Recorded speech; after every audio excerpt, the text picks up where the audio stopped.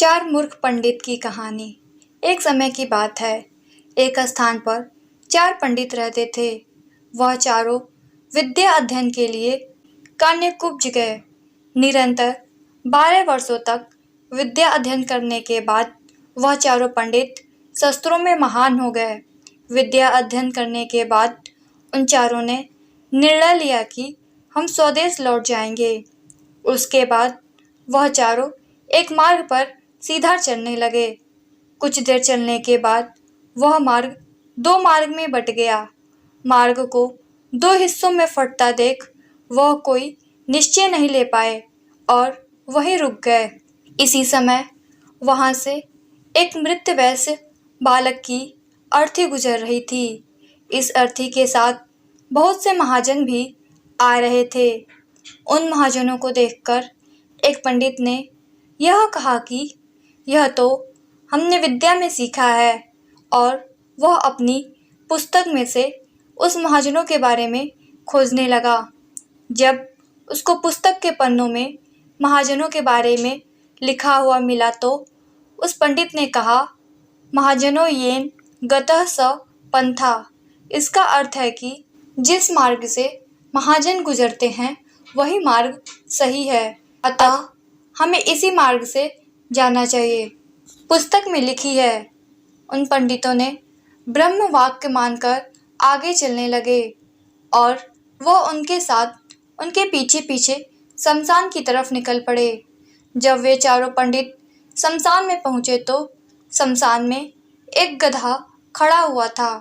गधे को खड़ा देख उनमें से एक पंडित ने कहा, यह वाक्य तो हमारी पुस्तक में लिखा हुआ है। और वह पुस्तक के पन्ने पीछे करके देखने लगा तो उसने देखा कि पुस्तक में लिखा हुआ था, राजद्वारे शमशाने च यतिष्ठित स बांधव। इसका अर्थ यह होता है कि शमशान और राजा के द्वार में जो खड़ा होता है वह अपना भ्राता होता है। यह पढ़कर वे चारों पंडित उस गधे के पास गए और उसको गले लगाने लगे और उस गधे के पैर दबाने लगे, क्योंकि वह उनको अपना बड़ा भाई लग रहा था, जो कि उन्होंने पुस्तक में पढ़ा था। और पुस्तक में पढ़े हुए वाक्य उनको ब्रह्मा जी के वाक्य लग रहे थे। इतनी देर में वहां से एक ऊंट गुजरा।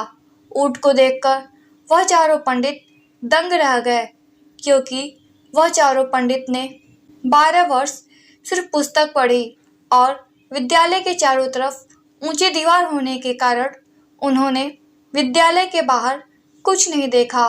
ऊंट उन चारों को देखकर वहां से भागने लगा।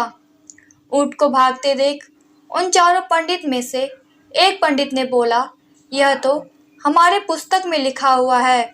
और उसे यह व्याख्यान याद आ गया, धर्मस्य त्वरिता गति। इसका अर्थ यह होता है कि धर्म की गति में बड़ा वेग होता है।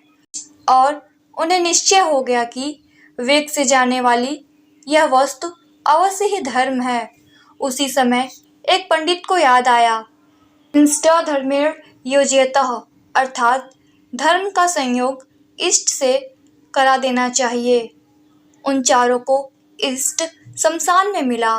मित्र को लगा, जिसको वह भाई मान रहे थे और धर्म उन्हें ऊंट लग रहा था, तो उन चारों ने निर्णय लिया कि इस गधे को ऊंट से बांध देना चाहिए।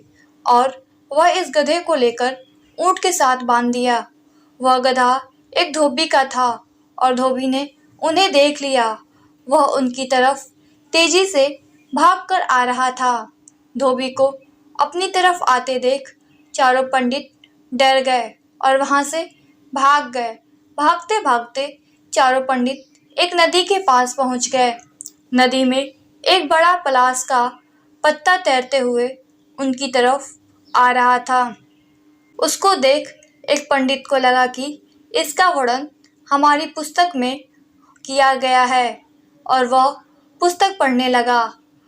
आगमिष्यति यत्र पंत्रः तद्मास्तरिष्यति, अर्थात नदी से जो भी तैरता हुआ हमारी तरफ आए वही हमारा उद्धार करेगा। मूर्ख पंडित अपना उद्धार समझकर उस तलाश के पत्ते पर कूद पड़ा। पत्ता उसकी वजह से पानी में डूब गया और वह पंडित डूबने लगा। उसको देखकर एक पंडित को पुस्तक में लिखा श्लोक याद आ गया। सर्वनाशे समुद्रपन्ने अर्ध त्यजति पंडितः। अर्थात संपूर्ण का नाश होने से अच्छा यह है कि हमें आधे को बचा लेना चाहिए, बाकी आधे का परित्याग कर देना चाहिए। वह उस डूबते हुए पंडित की शिखा को पकड़कर उसकी गर्दन धड़ से अलग कर देता है।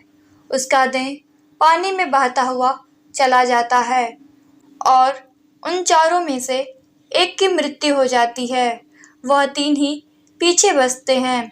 वह तीनों आगे बढ़ते हैं और एक गांव में पहुंच जाते हैं। गांव में पहुंचते ही उनको एक झोपड़ी में निवास के लिए ठहराया गया। जब उन तीनों को संध्या के वक्त भोजन परोसा गया तो उनमें से एक ने कहा, दीर्घसूत्री विनश्यति, अर्थात दीर्घ तंतु वाली वस्तु नष्ट हो जाती है और वह भोजन को नहीं पचाती है। दूसरे को सबसे पहले रोटियां परोसी गईं तो उसने कहा, अति विस्तार विस्तीर्ण तद्भवेन चिरायुषम, अर्थात बड़ी और फैला हुआ खाना खाने से आयु कम होती है और वह भी खाना खाने से इनकार कर देता है। तीसरे पंडित को छिद्र वाली रोटिका दी गई तो उसने कहा, छिद्रे स्वनर्था बहुली भवन्ति, अर्थात छिद्र वाली वस्तुओं को खाने से अपशगुन होता है, इससे अनर्थ होता है। यह कहकर वह भी खाना नहीं खाता है और वह तीनों कोई ना कोई अनर्थ कहकर खाना नहीं खाते हैं।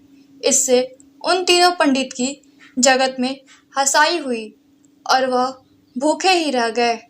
दोस्तों, इस कहानी से हमें यह सीख मिलती है कि व्यवहार बुद्धि के बिना पंडित भी मूर्ख होता है। सिर्फ पुस्तकें पढ़ने से बुद्धि का विकास नहीं होता है। जब तक पुस्तकों में लिखी विद्या का हम अपने जीवन में उपयोग करना नहीं सीखते हैं, तब तक वह विद्या व्यर्थ है। दोस्तों, अगर आप लोगों को यह कहानी अच्छी लगी तो इस वीडियो को लाइक कीजिएगा और ऐसे ही प्यारी कहानियाँ सुनने के लिए इस चैनल को सब्सक्राइब कीजिएगा। धन्यवाद।